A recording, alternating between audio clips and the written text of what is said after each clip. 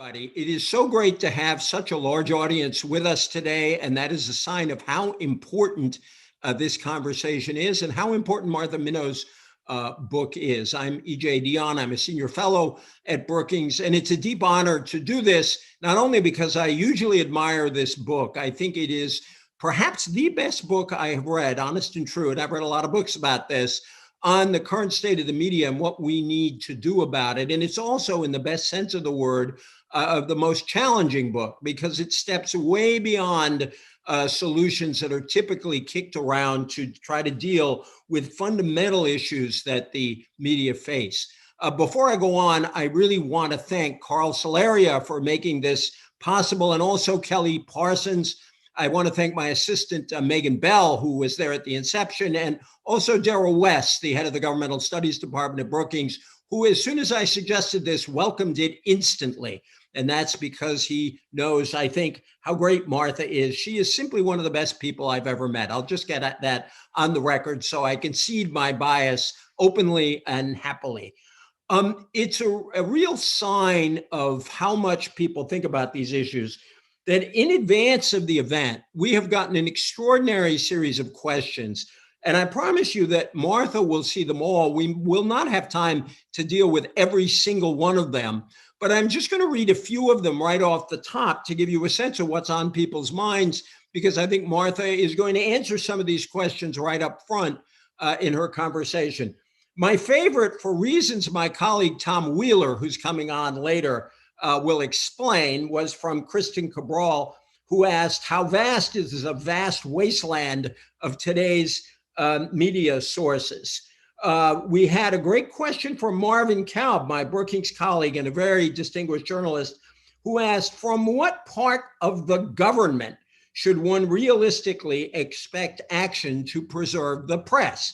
Remember, Martha's book is called Saving the News: Why the Constitution Calls for Government Action to Preserve Freedom of Speech. We had a question from Hannah Hunter. How do you rebuild trust with an audience that has already left the information system we know of as news? And I'll do one more, and I hope I pronounce your name right, Tom Grabisic. What kind of news will win local publishers the diverse audiences they struggle to attract? I've only scratched the surface here. Lastly, I want to say that you can send your questions in, and I will see them as the event goes on, either to one of two ways, either to events@brookings.edu or on Twitter, #SavingTheNews. For the sake of Martha's book sales, let's make #SavingTheNews go viral. Lastly, you can buy this great book by going to our Saving the News events webpage and clicking the link that you will see there to get the book. So let me introduce Martha, and also the, for the moment, invisible Tom, but Tom will be visible before we're done.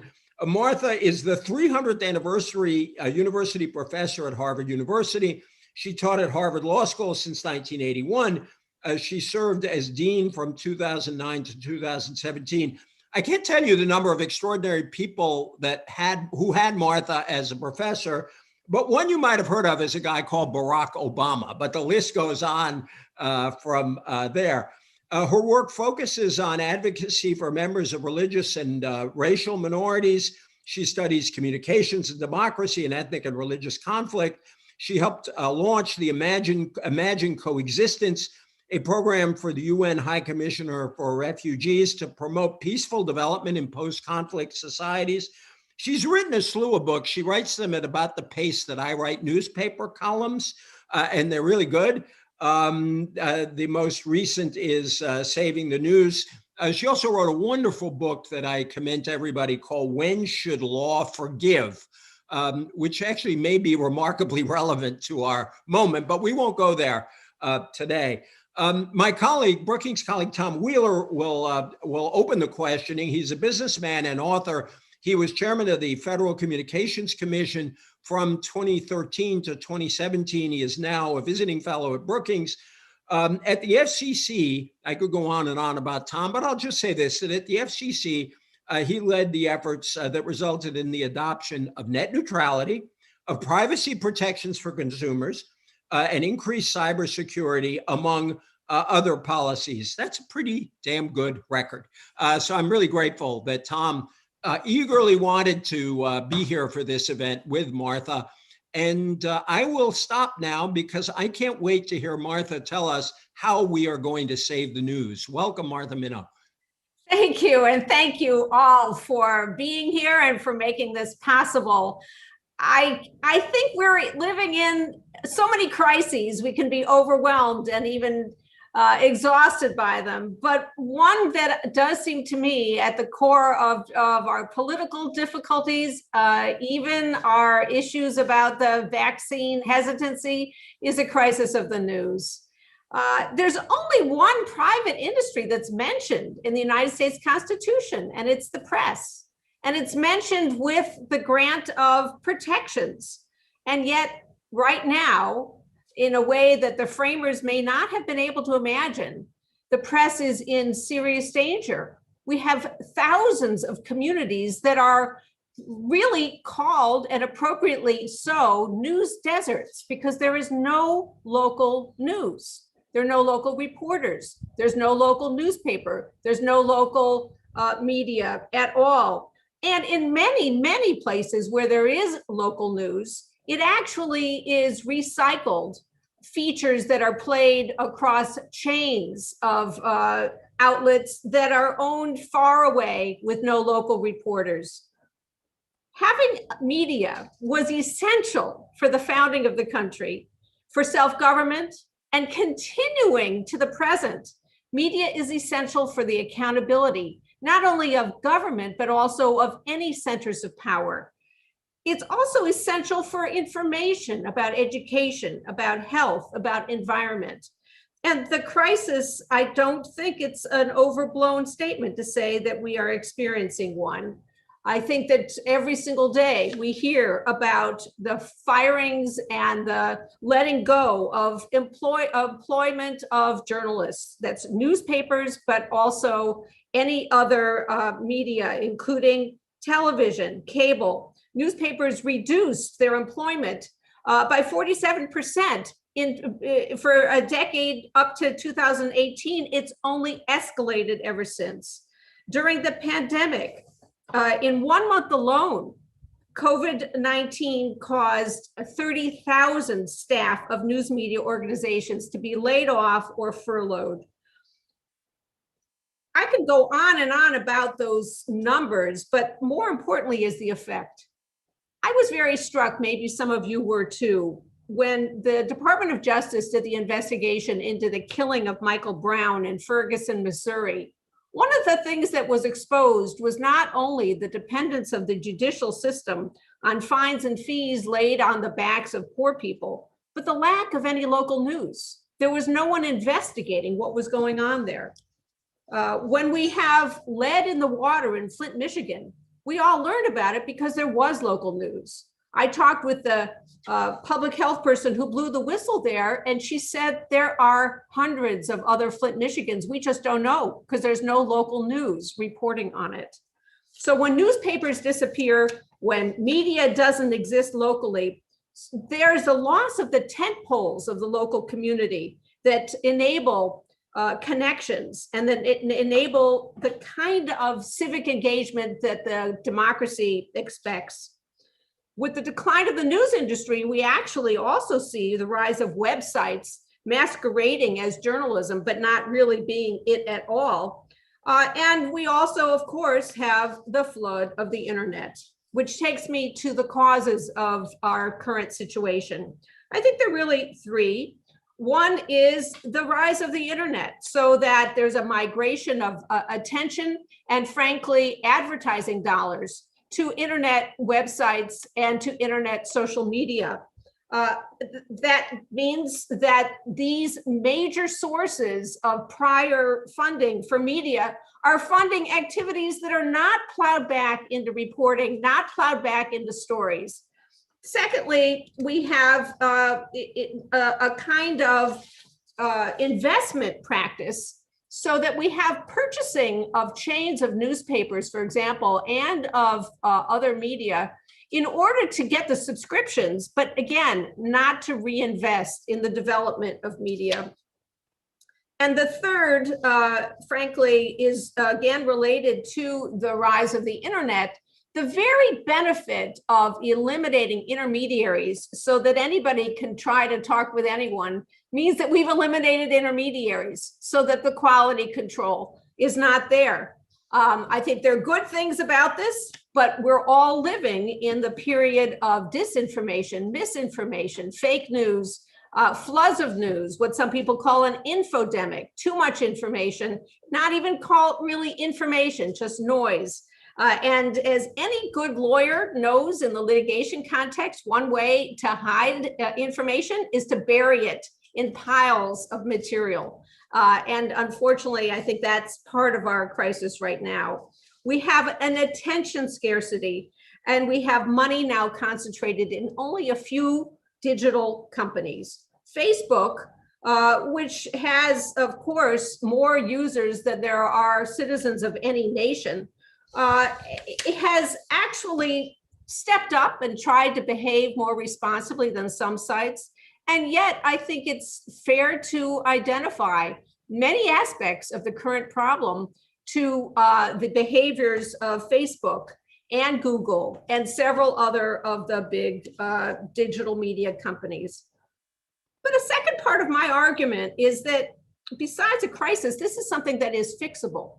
In the past, we have actually lived in a world with media shaped by government. Now, I believe in the First Amendment's prohibition against the government controlling content, but the United States government has always contributed to supporting the development of media, whether it's with the subsidies that the Postal Service has had since its founding to make it easier and cheaper for news to circulate, or it is the regulation of the antitrust and economic concentration of ownership of media. The government has deeply been involved in the development of new technologies of the media, whether it's the telegraph or, for goodness sakes, the internet, which grew from a investment by DARPA. It was a defense department innovation. The algorithm that's at the core of Google was financed by a National Science Foundation grant. The government has been involved also in addressing public broadcasting, making a competitor to the private industry, and in requiring manufacturers to include sufficient space so that the VHS tuners could actually make room for more choice, and the auctioning off of the spectrum, creating funds that can be reinvested. So I can go on and on, but the government has always been involved, and I'm calling for the government to step up right now. I think that there are steps that can be taken. There's no silver bullet. There's no one solution that could fix the current problem. But I think there's two major types of solutions, and some combination could make a real difference in our current situation. The first is to tackle the forces that are undermining the viability of private news organizations. And the second is to amplify, support, sustain a variety of public interest, nonprofit, alternative media sources. So I'll be brief in describing these, because I actually, on one count, have 14 recommendations. I'm sure we'll get into this in the discussion.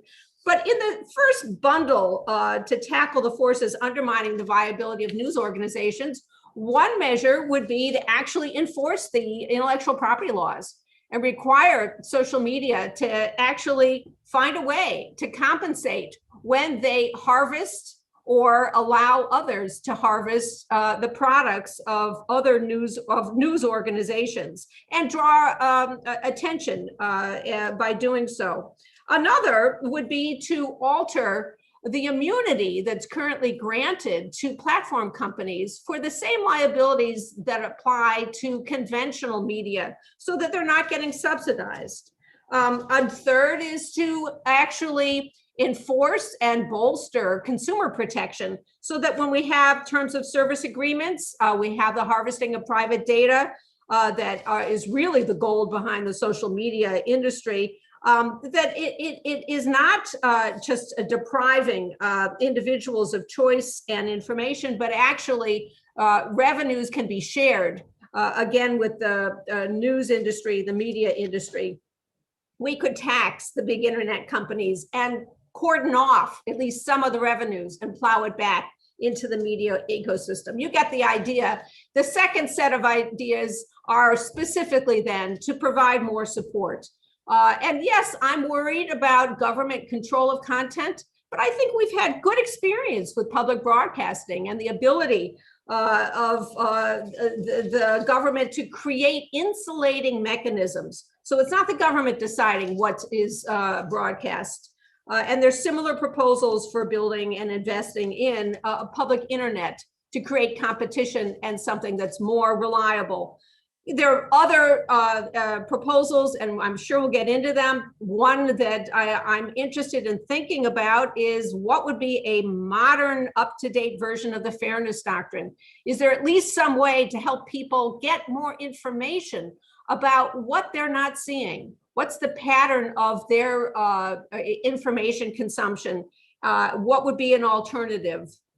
So that's basically almost what I want to say, but I have just two closing thoughts before the discussion that I really look forward to. I return to the Constitution. I think that what's very perhaps surprising in my argument is that I think that the First Amendment is not just a negative prohibition. It's not just telling government hands off, because as I've just described, the government's been always deeply involved in media. I think that, in fact, the presumption that there is an operational media and the devastating decline that we're seeing now calls for government action to sustain the media and to build it and to build news in particular. And I do think that there's an affirmative, there's an obligation on the government to act. That's unusual. And here's the last bit. If I am wrong about that, it's not because of the language in the Constitution. It's because the courts have begun to go off the rails in their interpretation of the Constitution, striking down even laws that require disclosure, for example, of campaign contributions, a kind of libertarianism, an idea that really the First Amendment is simply a corporate anti-regulatory provision. It's not. The First Amendment was meant to guarantee what made the revolution possible, which was the expression of ideas and criticism and the circulation so that people could govern themselves. If that's in jeopardy, then the Constitution is not a suicide pact, and we need to see our government act. Thank you. Thank you so much, Martha. And that is a wonderful use of the old line, the Constitution is not a suicide pact, to a new purpose. I want to say one thing and bring in Tom, because there was one thing I forgot to say about him. I think it's so we forget what the subsidies for the circulation of newspapers meant at the beginning of the Republic, because that was an enormous, enormous monetary contribution to the thriving of an American media, because in many parts of the country, people had to just subscribe to, say, the New York Tribune or some other paper, or Boston or Philadelphia or Washington, to get it out to rural America before papers were established there. And I think if we forget that, we forget the whole history. I'm so glad you underscore that. And it's why the Constitution explicitly calls for post offices and post roads. About Tom, I forgot to do one of the most important things you can do, which is mention the title of his book, because it's a great title and it shows why he's here. His book, recent book, is called From Gutenberg to Google, The History of Our Future. And you will see that Tom is a really cool tech guy and I'm not. because he has one of those tech open shirts, and I am wearing this antique thing called a necktie. Welcome, Tom Wheeler. You know, E.J., I've had a lot of introductions, but none like that. Thank you. It is a real privilege to be here with you, E.J., and with Martha. And let me just second what you said about Saving the News. What a great book! What a fun book! It is chock-a-block with facts and insights that make it just a lot of fun and very stimulating to read. So, Martha, I want to pick up on I think probably the two key things that I took away from the book in a macro sense is one that you keep talking about, and you just reinforced in your conclusion there, about how the First Amendment presupposes the existence of a free press. And then you make this very interesting insight that says the problem is that we have been focusing on the rights of speakers and ignoring the rights of listeners, which is just a great way of positioning this whole discussion. But my question for you, and I know that you spent 200 and some pages answering this, and so we only need an answer in 3 minutes, but my question to you is, how do you get there from here? I mean, yes, you've got these 14 different proposals, but we got a reality where the economic interests are served by the status quo, where the political interests, including of those who rail against web services, are served by the status quo. And this kind of picks up, I think, on what Marvin Kalb was asking, and that is, okay, how do we get to the point where we're paying attention to listeners, not just speakers?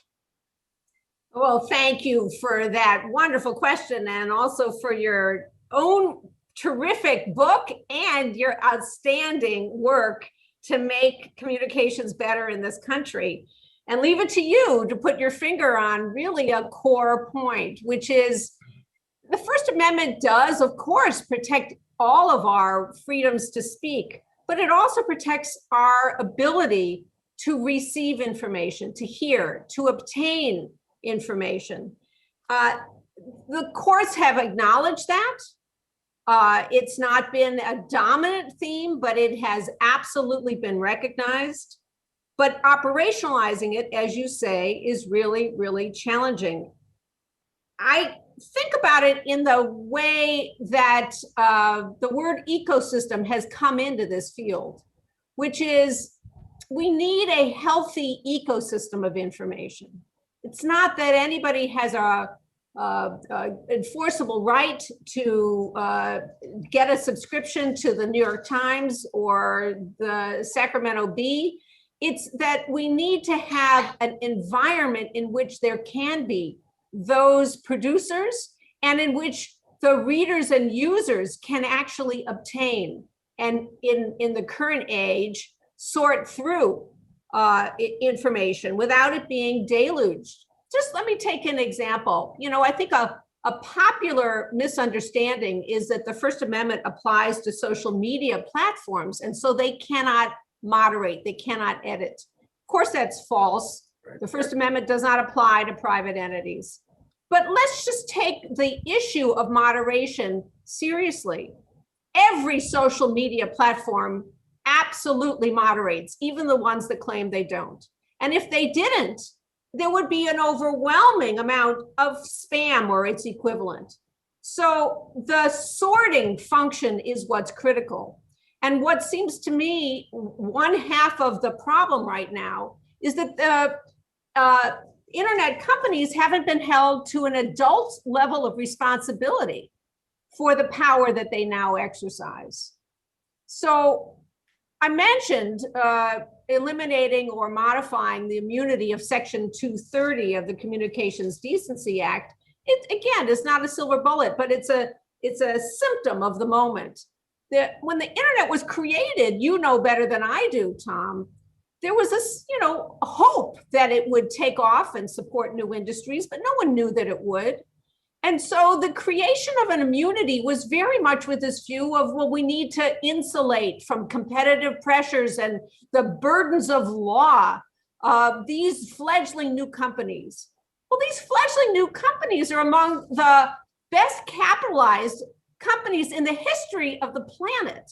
They do not need to be insulated anymore. And that's just a hint of taking responsibility for the power that they exercise. So when I say ecosystem, and this is the other half of the agenda, I think that amplifying the competition from public media is one way to improve the ecosystem. The success of Sesame Street, to me, is shown by the fact that it's now on a private network. But it took the creation of public investment to show that there was a market for children's television and to create an environment in which there's a competition for more quality. And so I think government investments in a public internet that maybe can demonstrate how you can actually identify more reliable information than the current private sector has done, that might too show that there's a market. So EJ, an opening to say today is brought to you by the letter S, as in saving the news, which is what kicked this off. Tom, come on in, because I wanted to ask a question that would actually go to Martha, but to you too. But Tom, well, I just want to follow up 1 second on what Martha said. Really profound response. We are now seeing the courts turn the First Amendment into an economic tool. Your former colleague, Alina Kagan, I think, calls it weaponizing the First Amendment. Justice Kavanaugh, when he was a judge on the DC Circuit ruling in the open internet, the net neutrality case, said that there was a First Amendment right that Comcast or Verizon or AT&T had to discriminate as to who got to be able to reach the three of us and everybody that's listening here on the internet. And how do we get beyond that kind of thought process, this weaponization you talked about? Well, I am very worried about that. And as I pointed out, it was the Court of Appeals for the Fourth Circuit that struck down Maryland's campaign finance donation requirement. And the weaponizing has extended so that I think there's even concern about forced disclosures by the Securities and Exchange Commission. I mean, the fact of the matter is, as my colleague John Coates has demonstrated, the lion's share of First Amendment cases that have been brought in the last 20 years have been brought by corporations as a deregulatory tool. So we can blame the courts, but it's really actually a bigger problem about who's using the courts and who does not have access to the courts. I'm an academic, so I believe in information and learning, and I'm hoping that criticism of this direction is at least helpful. But it probably will be more important to change who gets appointed to courts, so that people actually are concerned about the public good and not just the corporate interest. I just want to say two of my personal obsessions are political reform and the direction of the courts. And I didn't plan this, the direction of this conversation, but I think it shows how these issues keep coming at us in so many different ways. The question I wanted to ask, and I'd love Tom's response to your response, is you suggest treating internet platforms as public utilities, and you prefer that to antitrust action. One of the reasons I like this book, 148 pages, it's chock-a-block full of ideas in only 148 pages. One of the reasons I like this book is you really take on hard issues and take a stand that people can argue about. And I think this is a really important, these are important alternatives. Why do you land where you land, Martha, on that one? Well, thank you for at least anticipating that I'm going to be attacked very quickly. But I think that the structural features of the internet are clearly one of the big issues that we need to address. And I don't think it's by accident that we see drumbeat and bipartisan interest in dealing with concentrated wealth and dealing with monopoly power or oligopoly power. And I predict we will see a lot of proposals. We already have, under the Biden administration, new people in place at the Federal Trade Commission, Department of Justice. We have people from both sides of the aisle and the Congress calling for antitrust and breaking up big internet companies. I'm skeptical about that as a solution, although threatening it seems to me a very good strategy. Not only because it may lead to more responsible behavior, but maybe it would lead to consent decrees and voluntary, semi-voluntary action by the companies. But I think that let's take Facebook. Let's say break up Facebook. If Facebook is broken up into 5 companies, they're still going to be among the biggest companies in the world.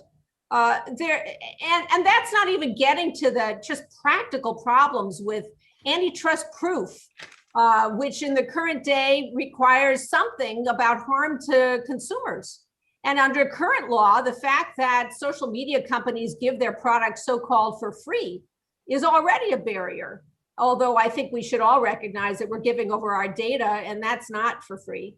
But more importantly, the big AT&T antitrust actions, IBM antitrust actions, we're talking at a minimum 10 years of litigation, and maybe at best a consent decree or a settlement.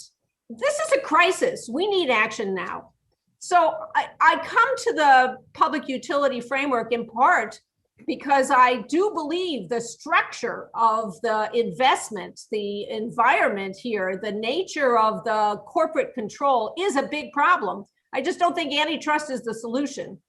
So public utility is an old framework. It's not designed for our current moment. And yet it has some qualities that fit our current moment. You think about the electric company, you think about the water company. They can be held in private hands. I believe in the profit motive. I think that competition is a really good thing.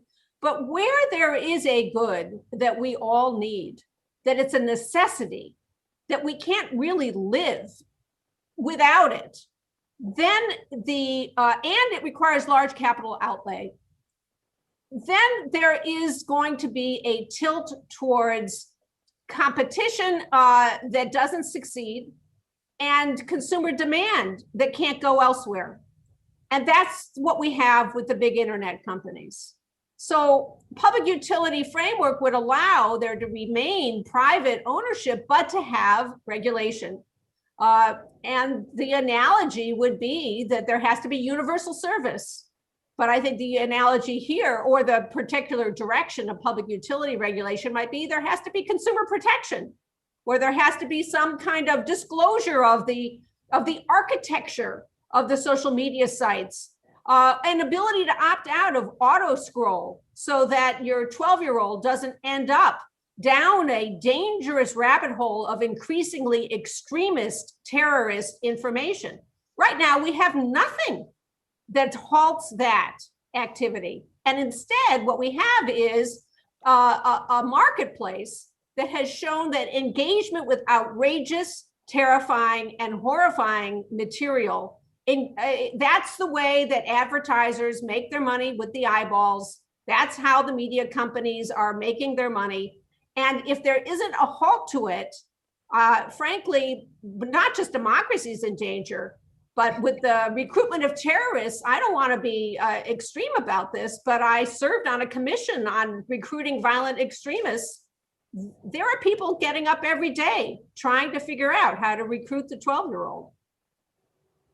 So Martha, I think that in on this. I think what you and I are in violent agreement as to results. And our real only difference is the terminology. A public utility is something that is so important that to everyone that government goes out and engages a supplier and regulates the terms and conditions of that. Losing Facebook is not the equivalent of losing water. But, and one of the things that you point That's out— a quote of the day, Tom, by the way. One of the things you point out in the book is the need for some kind of a commission to establish standards. And there, absolutely. And what we need to have, we need to be thinking, you see, utility regulation is an industrial concept. And we need to break from the industrial era concepts and get to internet era concepts that don't change the responsibility, but do change the way in which that responsibility is effectuated. You talk about standards, for instance, as one of the things you want your commission to do. I totally agree. As you know, here at Brookings and up at Harvard, we've suggested the creation of a new digital platform agency. But the point here is that we have an incredibly successful technical environment based on constantly evolving technical standards. We got from 2G to 3G to 4G to 5G. My goodness, how did that happen? The standards for the technology evolved. What we don't have anything of are behavioral standards. The companies make the rules. And when the companies make the rules, guess who those rules are going to benefit? So all I'm suggesting is that I think you're right in the results, and that we need to have behavioral standards. We need to have government oversight and enforcement of those standards. But I question whether it really is utility regulation. Oh, you make an awfully good point. Maybe we'll see a Congress that actually acts. So I was trying to think through, what if Congress doesn't act? What's available? Yes. But if Congress is willing to take up the charge that you just described and to actually invest significant resources that it would take to do it well, one of the dangers, of course, is that the arms race right now, the companies have much more resources than the Federal Trade Commission has, the Department of Justice has. So how to make it actual real is a large part of my concern. But no, I'll accept violent agreement. I think that's great. And I think that if there were some of the reforms of the sort that we're talking about, that is one way to rebuild trust. As one of the questions was rightly asking, there's a reason to have distrust when there's equal results of your search for misinformation as correct information about whether the COVID vaccine interrupts your DNA. There's a problem here. Let me first remind everybody that you can send your questions into us at events@brookings.edu or hashtag Saving the News on Twitter. We have a bunch of really good questions that came in on local news. And my colleague at the Washington Post, Margaret Sullivan, has written a great little book on news deserts and the problems facing local news, which I think is the largest, maybe the largest crisis we face. That national and international publications can survive online a whole lot easier than local newspapers can. And just to shout out the participants today, I mentioned Tom Grubisic, or I hope, again, I apologize if I got your name wrong, who asked a question about this. Mark Greenberg talked about the threat to local newsrooms from hedge funds. He mentioned Alden, and Carolyn Kaywood also mentioned Alden. And then related to that, we had a question that came up just shortly, a little while ago. What is the actual and potential role of municipally owned and cooperatively owned cable and other communications systems? And so that is one concrete solution. There is also the Local Journalism Sustainability Act which was a bipartisan bill. Ann Fitzpatrick, a congresswoman from Arizona, a Democrat, Dan Newhouse, a Republican from Washington. It's tax credits for subscribers, local newspapers, and small businesses that advertise with local media. What do you make of that as an idea? It goes to Marvin Kalb's earlier question, which parts of government might be helpful to media? So talk about all of this in the context of the crisis of local media. I agree that local media is the biggest, the bleeding edge of the crisis. And we saw during this COVID era, the hunger people have for relevant, timely information, not just about where a vaccination site is, but what is going on in the local community. I think that the Local Journalism Sustainability Act, which was actually introduced into the Senate this past week by Senator Cantwell, has a lot going for it. It is, in essence, using the tax device, which could happen at the state level as well, by the way, not just at the federal level, to create a kind of subsidy, a public subsidy, with the three different actors. So a tax donation by individuals can be deducted, whether it's in the form of a subscription for a local news outlet, or it's a donation to a nonprofit organization. A tax credit can be given to small businesses if they advertise in a local outlet, and a relief from the payroll tax can be given to the entities if they hire additional journalists. I think that those are very promising for a couple of reasons. One, they pluralize the sources. It doesn't put the choices in the hands of the government. It's in the choices of individuals and the small businesses where they want, what kinds of outlets they want to support. And secondly, it really does recognize that if there isn't investment put back into the local news, it will not survive. And which takes me to Alden and some of the hedge fund purchases. At the moment in the United States— You might just explain for those who aren't into this issue just a little bit about it. Yes. Alden, yeah. Half of small, rural, small town, suburban newspapers in this country are owned by hedge funds, which means that these are entities that are buying what they see as a source of income, a steady stream, because there is still subscription income, but they are strip mining. Almost all of them are using it to take the money out, which is often what hedge funds do, break up or close the entity after taking the assets away. And what they're not doing is rebuilding a business model that is sustainable or finding ways to reinvest. And instead, they're cutting staff. That's one of the main drivers of the numbers that I referred to, of the reductions in the numbers of people in America who make a living as a journalist. They're probably, we are living through what has a combination of technological, environmental, sociological changes. Probably we're going to live in a world where digital first, maybe digital only, is the way that media communicates. I'm old-fashioned. I like hard copy. I like paper, maybe better environmentally, although there's then the energy issues. We can go down that rabbit hole too. But I think that what it takes to make the transition for these small town newspapers to something that's sustainable is not going to be found by national or global hedge funds looking for quick return on their investment. It's going to be found by steady and slow investment, a combination of philanthropic and local and subscribers.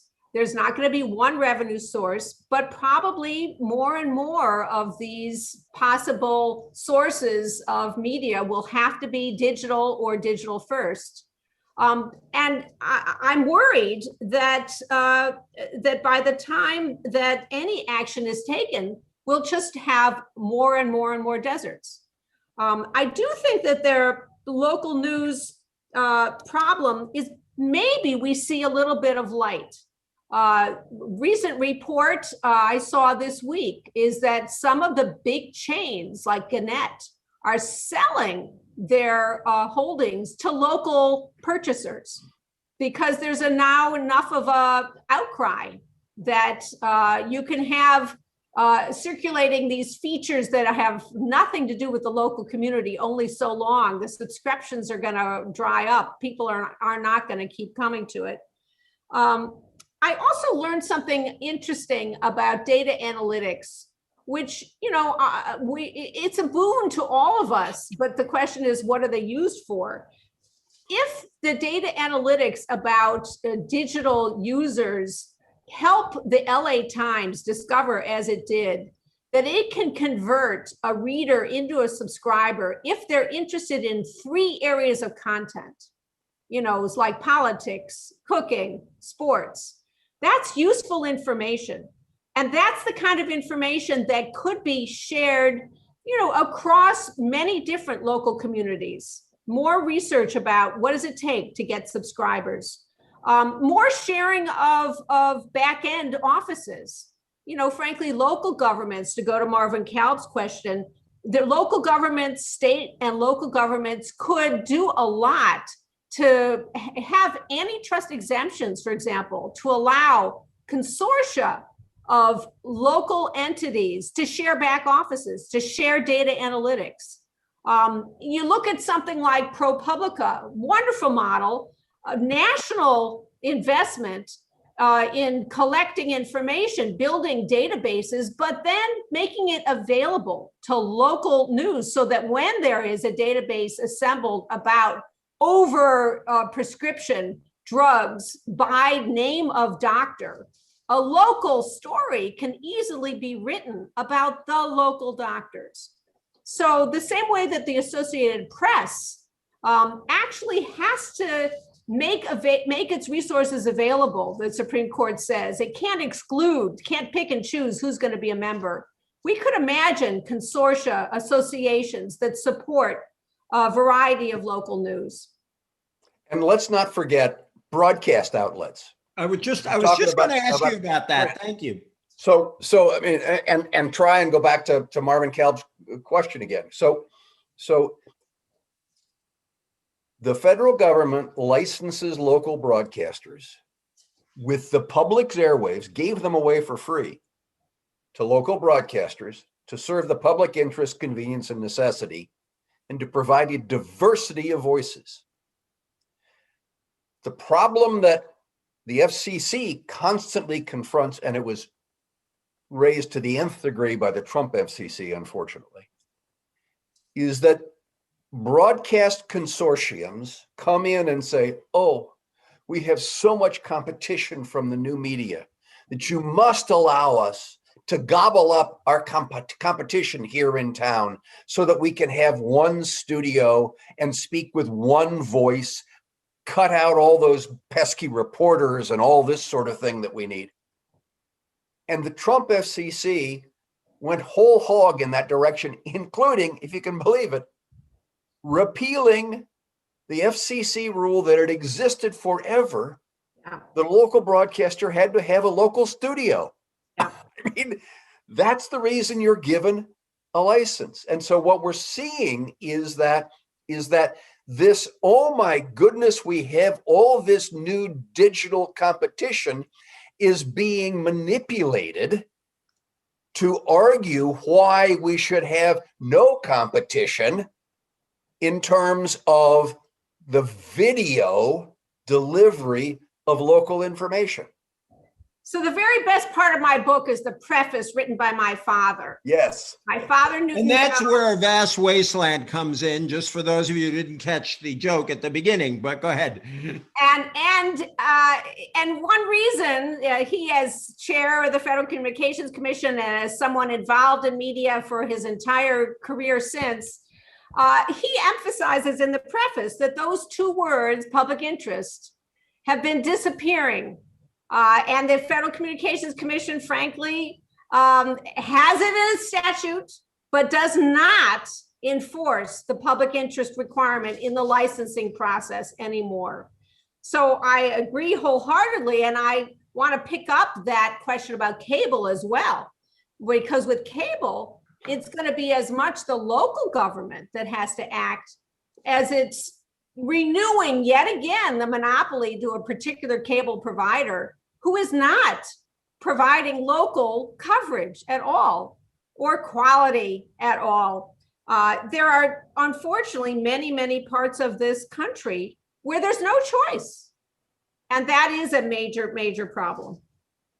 I want to say, if you love family values, you got to love this book, because Martha's book is an homage to her dad, who was head of the FCC, and his preface is an homage to his daughter. It's a wonderful twofer there. Well, I have to add the threefer, which is the title came from my mother.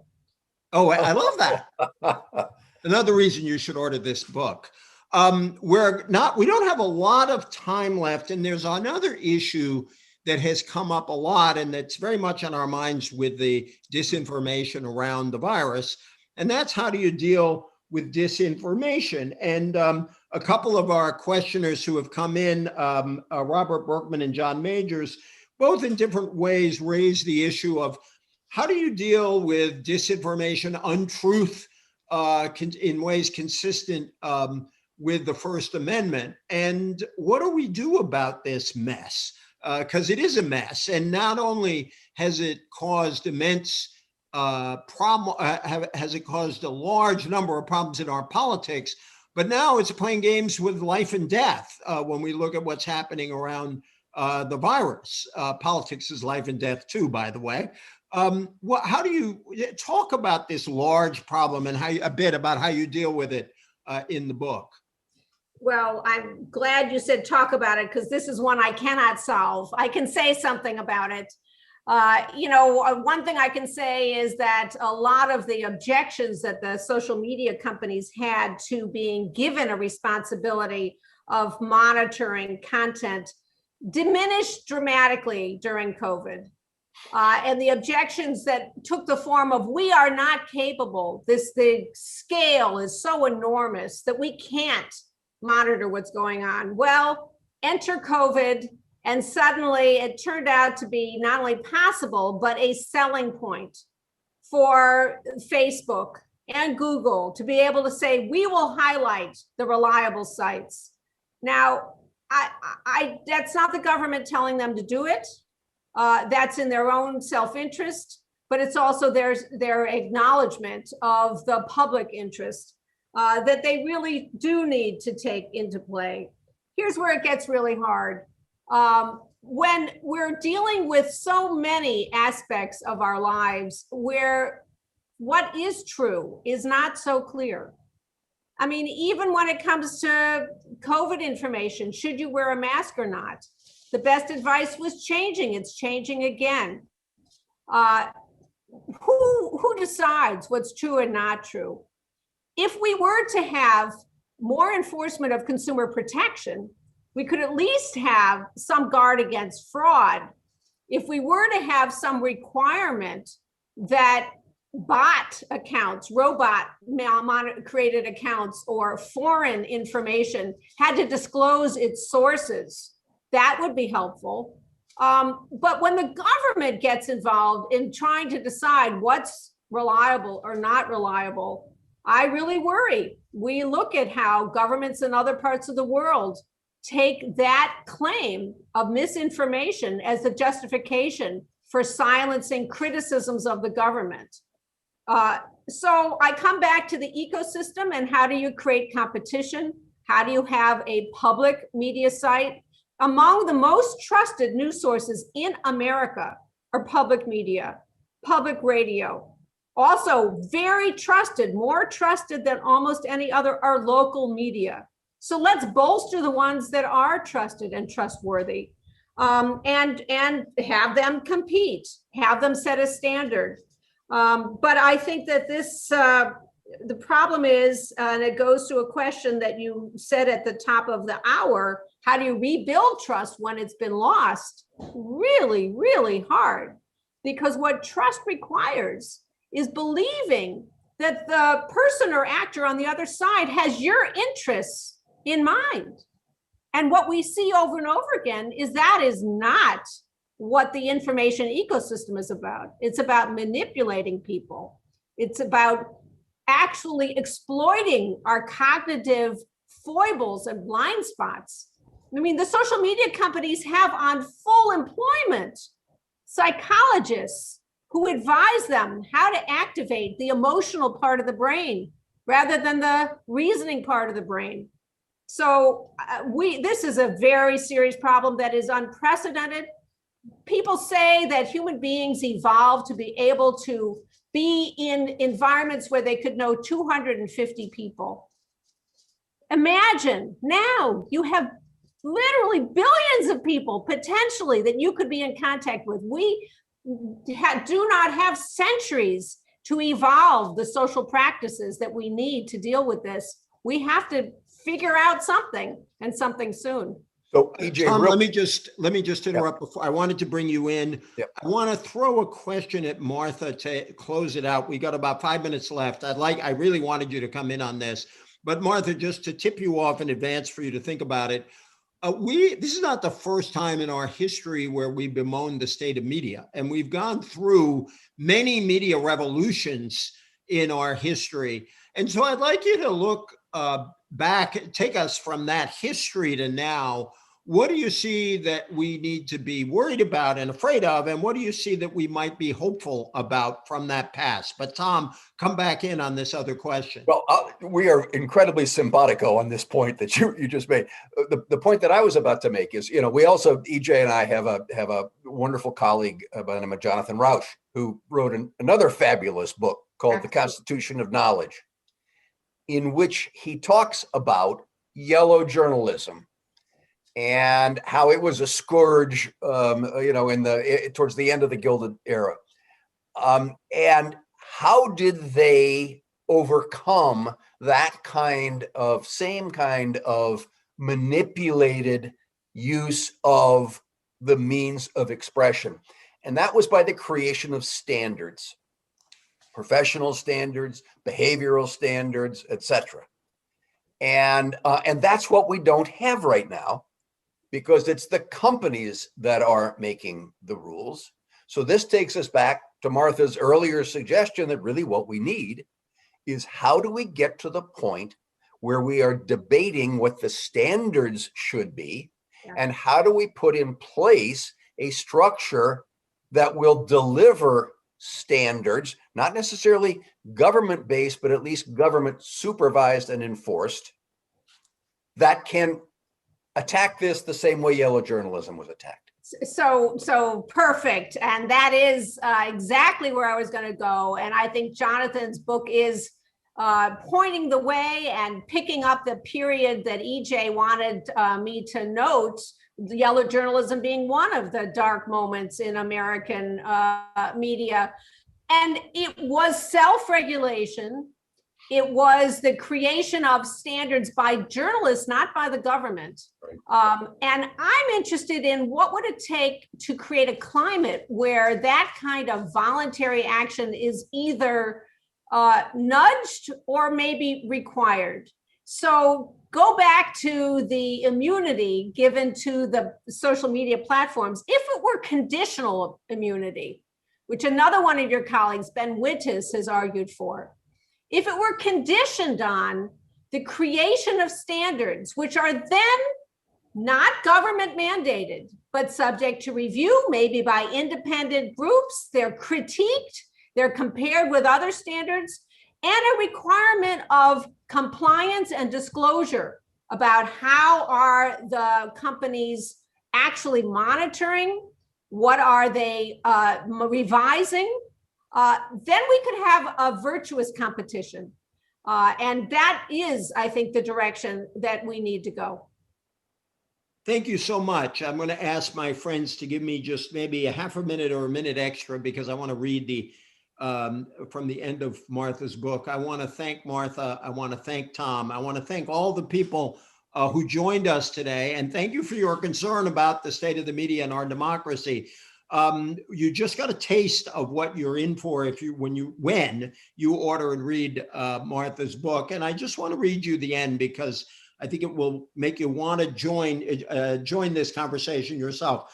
The success of our constitutional experiment depends on our ability now to enable, in our rapidly changing world, the production, distribution, rigor, and trust in news that are essential to a democratic society. The framers of the First Amendment understood this when they committed to protect freedom of the press, the only private business named in the Constitution. The tools to do so are within our reach. Thank you, Martha, for reaching for them, and may we all join you in this quest. And thanks, everybody, for joining us today. Thank you so much. Thanks for watching. Be sure to like and subscribe for more videos from Brookings.